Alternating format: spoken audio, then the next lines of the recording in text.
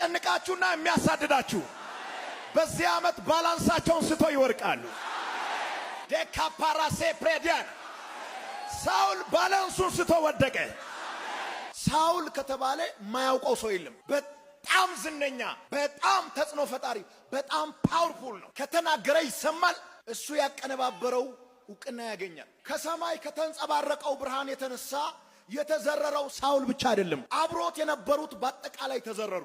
የአሳዳጁ ኃይል በተሳዳጁ ሲለካ እንደዚህ ነው ውጤቱ። በዚህ ዓመት የክርስቶስ አሳዳጆች ይለካሉ። በዚህ ዓመት የክርስቶስ አሳዳጆች በራሱ በክርስቶስ ይለካሉ። ያኔ አቅማቸው ይታያል። ምናልባት ባንተ ሲለካ በኔ ሲለካ ኃይለኛ ይመስላሉ። በኢየሱስ ሲለካ ግን ምናምንተ ይሆናሉ። በጣም ተራ ይሆናሉ። ሳውል ሳውል የሚል ድምፅ አለ ብርሃን ውስጥ። ግራ ገብቶታል ብርሃን ከድምፅ ጋር። በዚህ አይነት ሁኔታ እግዚአብሔር እንደገና ለብዙዎች ይገለጣል። ትልቁን ሳውልን ጨምሮ ሁሉም መሬት ላይ ተዘርረዋል። በዚህ ውስጥ ሁሉም ድምፅ ይሰማል። ድምፁ የማን እንደሆነ ግን አያውቁም። ከሱ ጋር የነበሩት ሌሎች ከተወሰነ ደቂቃ በኋላ ተነሱ። ሲያዩ ዙሪያ ላይ ምንም የለም። ምን እንደጣላቸው ሁሉ ግራ ገባቸው። አሁንም ግን ድምፁ አልተቋረጠም።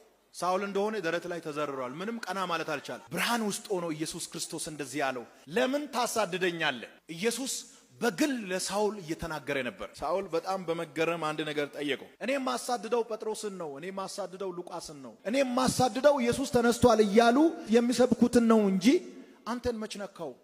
እነሱ ውስጥ ያለው እኔ ነኝ። ሰዎች ያላወቁት ነገር አንተን ሲገፉ ጌታን እንደሚገፉ አያውቁ። አንተን ሲያስጨንቁ ጌታን እንደሚያስጨንቁ አይረዱ። አንተን ሲያዋርዱ ጌታን እንደሚያዋርዱ አያውቁ።